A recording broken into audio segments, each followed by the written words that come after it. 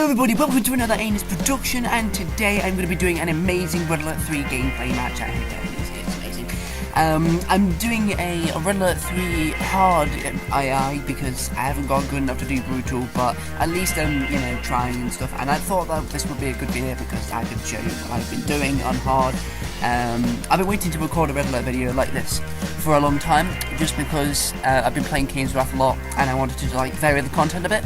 So I've been doing some Red Alert 3, doing some skirmish, and I'm starting to get a bit good at it. So there's hope still, and I've really been enjoying it. I was just playing around with a few strategies to start off, and I found a really good way to actually beat a hard AI. I tried this, the match was Empire versus Empire, so it was at least equal, and I tried this with all three commanders as well, so it gave it a fair chance to see if this worked and not just worked for a few commanders, because that would have been its flaw and stuff. But yeah, it did actually work for all three commanders, and I'm actually rather proud of it. So yeah, I'm showing you this strategy for Red Alert 3 and using Empire. I usually pick these small maps like Infinity Isle or Snowplow, I think it's called, and because it's part of my strategy at the moment,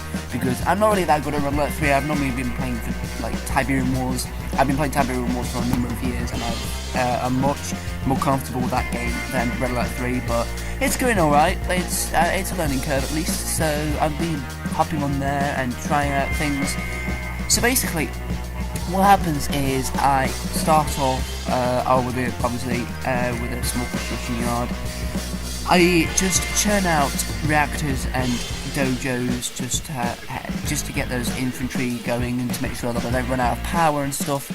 But the other thing is, once those dojos are up, then the refinery would have been ready. Now, I put all the dojos there. I normally build about 2 to 3 dojo cores, and put them really at the middle of my base, sort of thing, or on the middle of the map. Sorry, just because it's more like a funnel.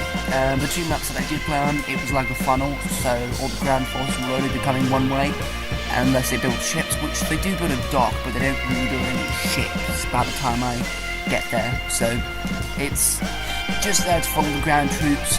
Obviously, we've got air attacking as well, but that's being taken care of by the Chopper VXs and Jet Tengus.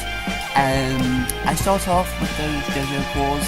I build a few units, I get them to garrison, because that's important, to don't want them all to die, and then I get the Mecha Bay cores and deploy them as well. They are to get the Chopper VXs, which are going to be the main attack force for defeating Empire. Now, this is rather dangerous, especially when you haven't got any anti-air, and the thing is, I usually just do Mecha Tengus. 1, they're quick, and 2, they're actually really effective at repelling air. So I use them to protect my Chopper VXs, and they actually work quite well. I'm impressed by the overall firepower that they have. So yeah, it's really useful, at least I think at the moment, because I'm not really that good, but I'm getting there. Yeah, so I got them up. I usually build 2 Mecha Bay cores and 3 dojo cores, or 2 sometimes, but it's around that number.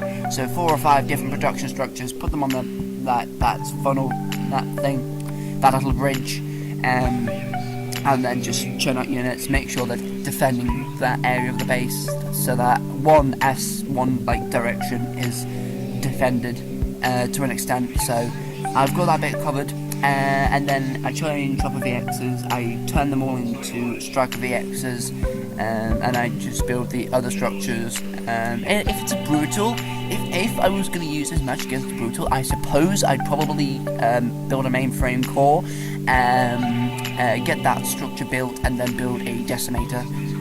Just because I want that extra, just like supporting firepower.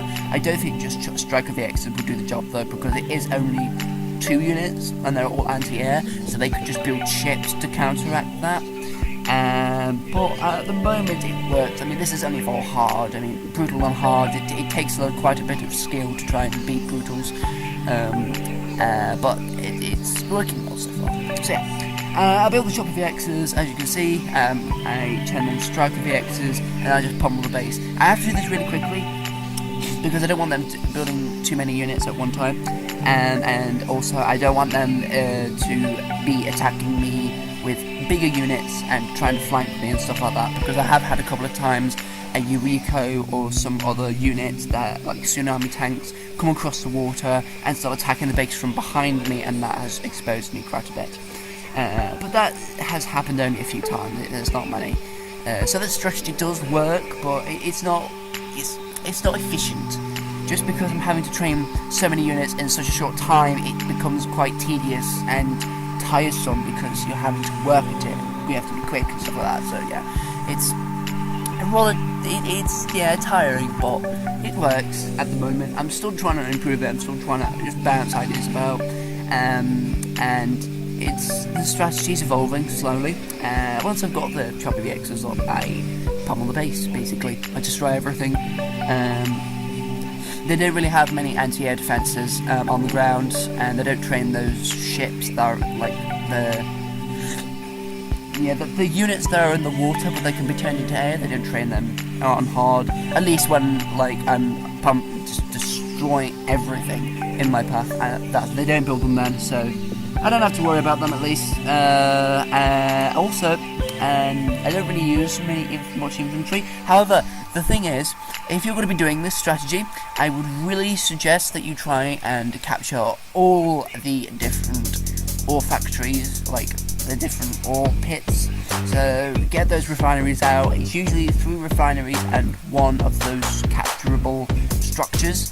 That for this map, going on Infinity Isle, they've got 1 capturable structure for the resources, and then you've got 3 refineries each, so it's symmetrical. I think you may have 1 at sea, I can't remember, but you at least have them. I would seriously recommend just getting all that out, getting all that done, and capturing all them, because that gives you the most resources, and that is so much easier to defeat the enemy and stuff. But yeah, that's basically what I've been doing.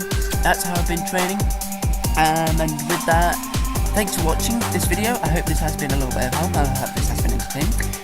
I've got a general Discord, and I've also got a CNC Discord. Both links will be down in the description below. You can join at any time. I would really appreciate it. Also, I'll be doing some different content for CNC. Not only will I be doing showcase bases, which will involve acting, and overlays, which is going to be quite amazing. They're going to be looking good. I'm also going to be doing some online CNC Xbox gameplay. So I'm going to be doing some PvP, so that's going to be exciting as well. So with all that done, thank you very much for watching, and I will see you in the next video. Bye bye!